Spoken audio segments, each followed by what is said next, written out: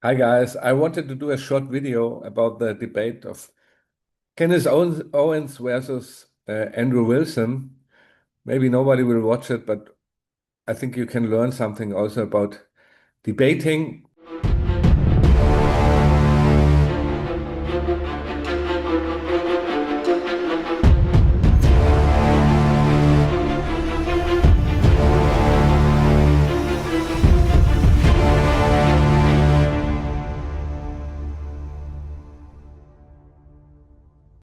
Of course, it's always up to debate who won. I won most of my debates in my opinion and in the opinion of my followers, but you always have followers of the other guy and they say, no, he won. So it's hard to be objective here. Um, but I really want to raise a question if she could not have done something better. Of course, she won by a landslide because he was so bad. I mean, you saw what he was trying to do. He was trying to say, yeah, you don't have any evidence. First of all, it's difficult in the English language because what she has is circumstantial evidence. And you do not even have a word for that in English, but in German, you have the word indeeds. I can't explain it to you other than it's circumstantial evidence. But the other word we use in German is Beweis. This is proof. And he mixed it somehow up because he said, yeah, you don't have positive proof. Of course, she doesn't have that, but he also doesn't have that. And that's why she also won the debate. I think she stressed it was a good idea to explain that this was the burden of proof in the hearing, that hearsay was allowed and so on. But she pounded that point too much. I would have done something different, and this I will explain. So first of all, of course, they have to prove that Tyler Robinson is guilty, and they have absolutely nothing. With that, it's already the case is already closed if they cannot demonstrate that the text messages are real, because all other evidence is ridiculous. You know that I don't want to explain that. So only if they can prove that the text messages came from Tyler Robinson, which will be very difficult to prove.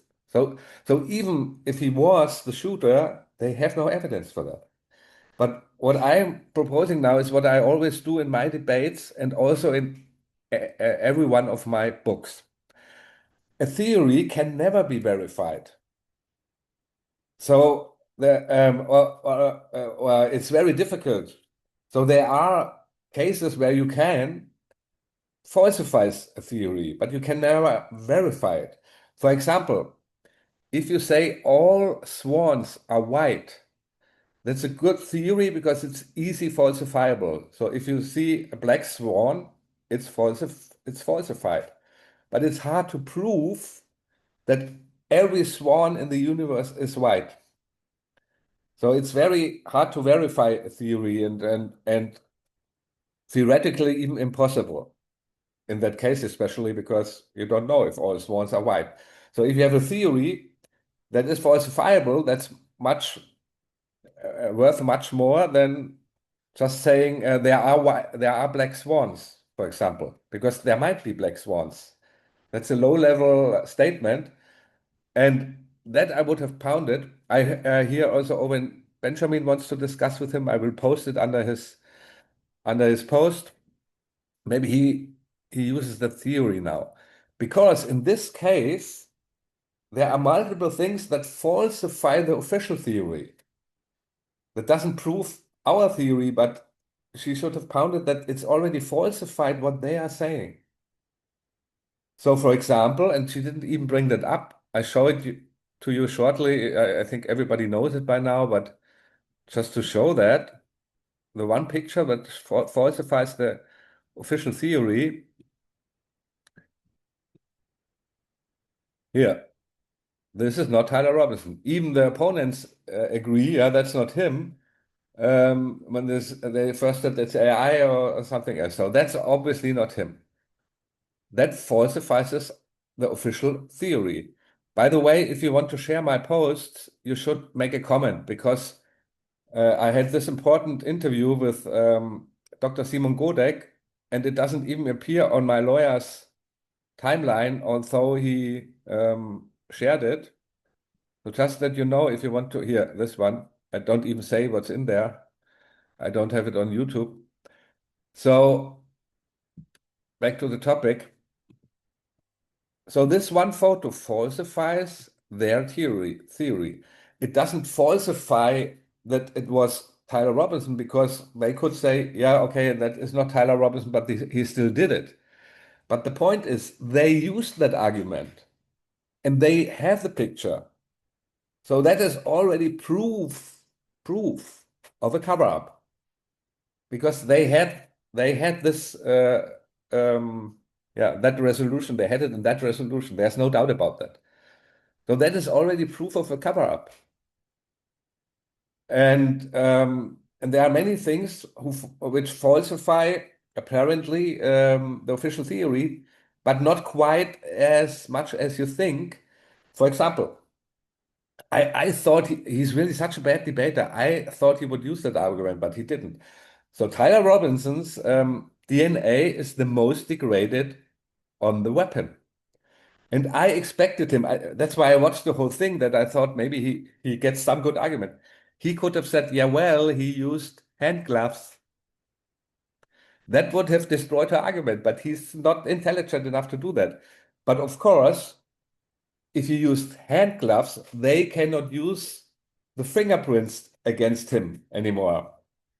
And I hate to ruin our argument, because our side, the Candace Owens side, says, yeah, that's a big proof. It's not a big proof, because he could have worn hand gloves. But they use that the fingerprints were on it. So this is not an argument anymore. And of course, everybody could have planted it there. It's not quite clear if Tyler Van Zwick's DNA is on it, but it's still possible.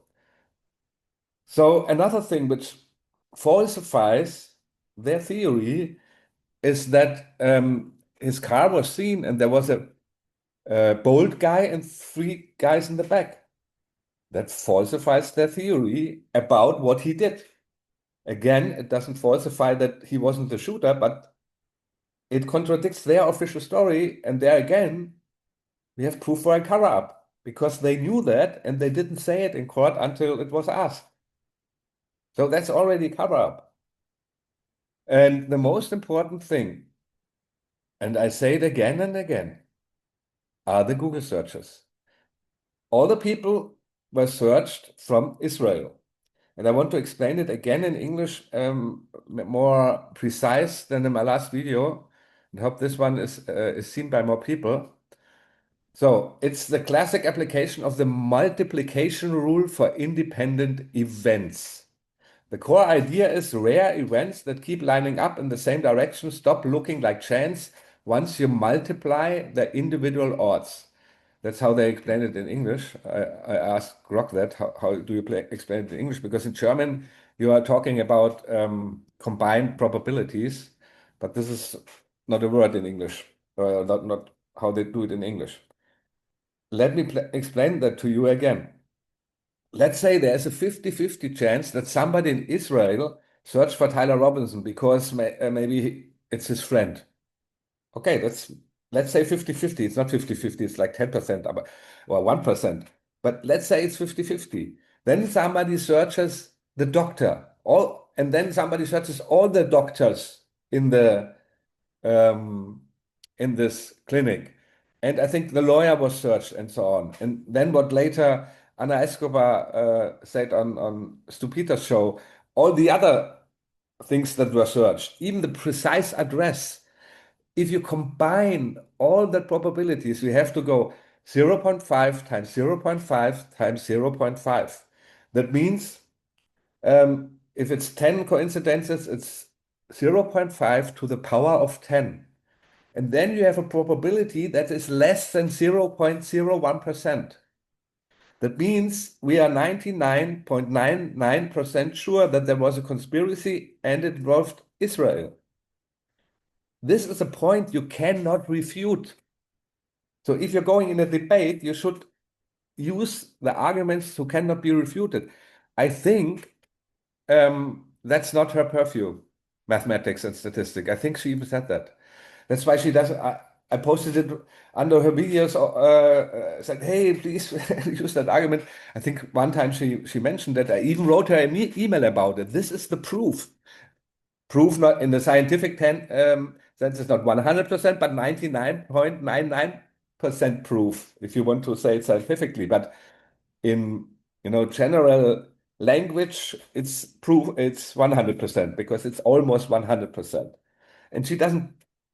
Maybe her husband has to explain it to her. I don't know why she doesn't use the argument. You cannot refute this argument. And that's what I use in a debate. Things you cannot refute. I hope Owen Benjamin will see this video. Most likely not. But I hope you understand. She did well because he was so bad. He said, "Yeah, do you have evidence?" And both have no evidence.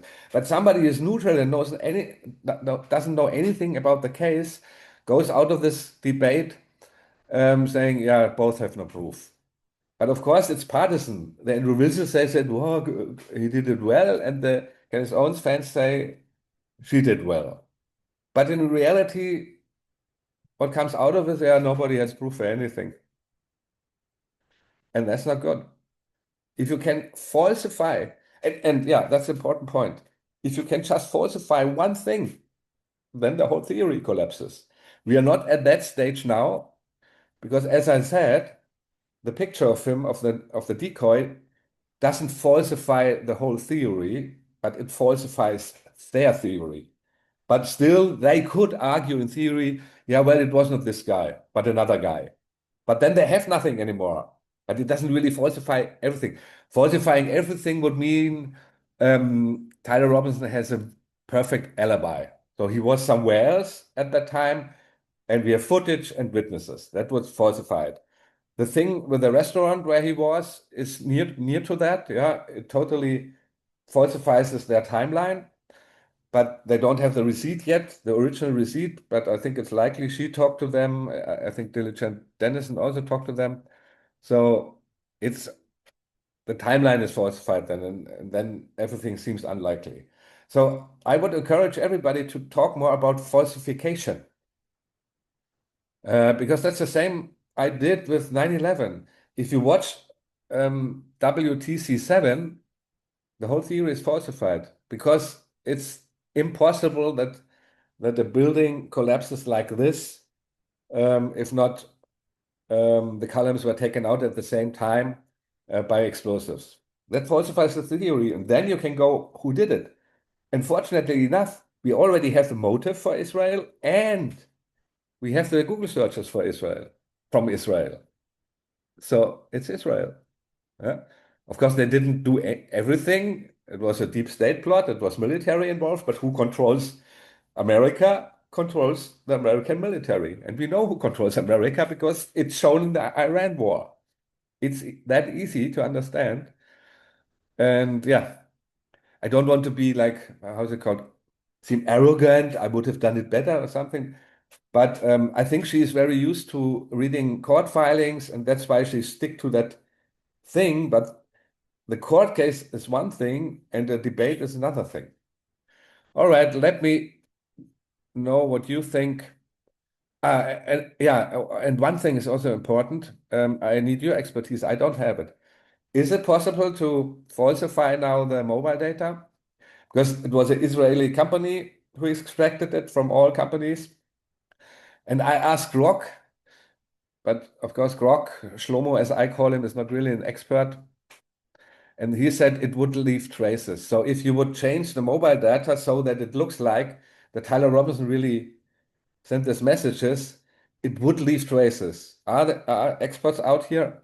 I would think that there is the chance if you have 10 months time that you can falsify all the data and it looks like that. I don't know. So and already the fact that the prosecution or the FBI did not give out this information to the defense already tells you that even if they introduce it without evidence, you don't know if they tampered with it. They should have given that right away.